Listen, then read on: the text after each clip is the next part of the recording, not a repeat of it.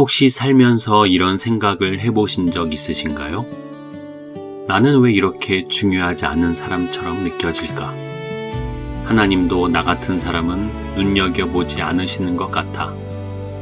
나는 성경에 이름조차 남길 수 없는 평범한 사람인데. 오늘 우리가 함께 묵상할 창세기 36장은 얼핏 보면 이름만 가득한 지루한 족보처럼 보입니다. 에서의 아들들, 에돔의 족장들, 이스라엘보다 먼저 왕이 된 사람들의 긴 목록. 그런데 오늘 이 이름 사이에서 우리는 놀라운 하나님의 성실하심을 발견하게 될 것입니다. 창세기 36장은 에서, 곧 에돔의 족보입니다. 에서를 기억하시죠? 야곱의 쌍둥이 형, 팥죽 한 그릇에 장자권을 팔아버린 그 사람.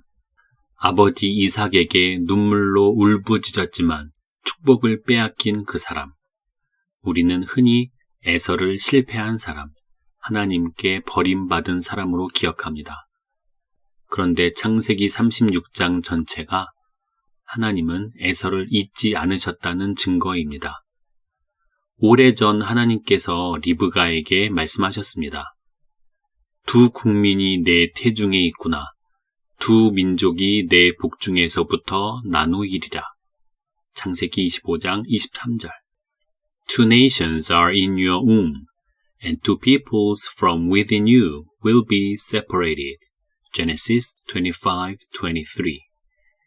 그 말씀 그대로 에서는 에돔 민족의 아버지가 되었습니다. 한때 실패했던 그 사람이 수십 개의 부족과 8명의 왕을 낳는 민족의 뿌리가 된 것입니다. 하나님의 말씀은 실패한 인생 위에서도 반드시 이루어집니다. 36장 31절에는 이런 말씀이 나옵니다. 이스라엘 자손을 다스리는 왕이 있기 전에 에돔 땅을 다스린 왕들은 이러하니라. 창세기 36장 31절.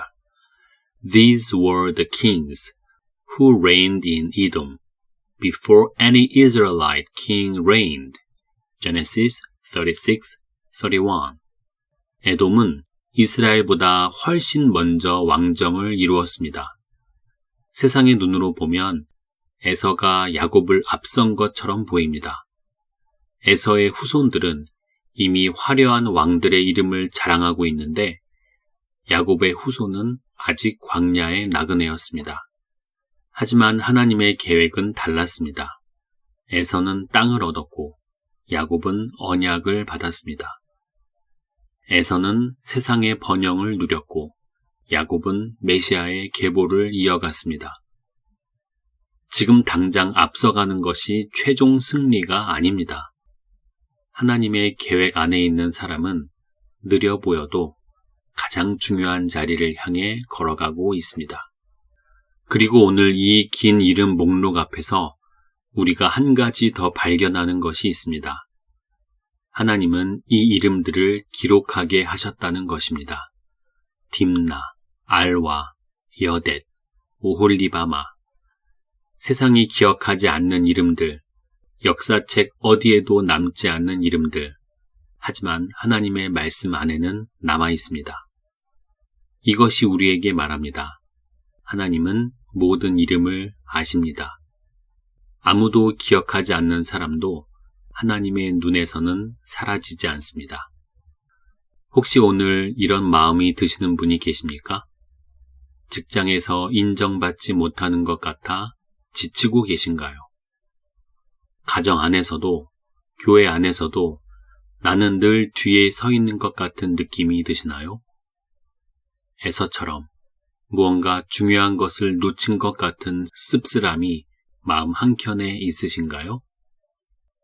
오늘 창세기 36장이 여러분께 이렇게 말합니다.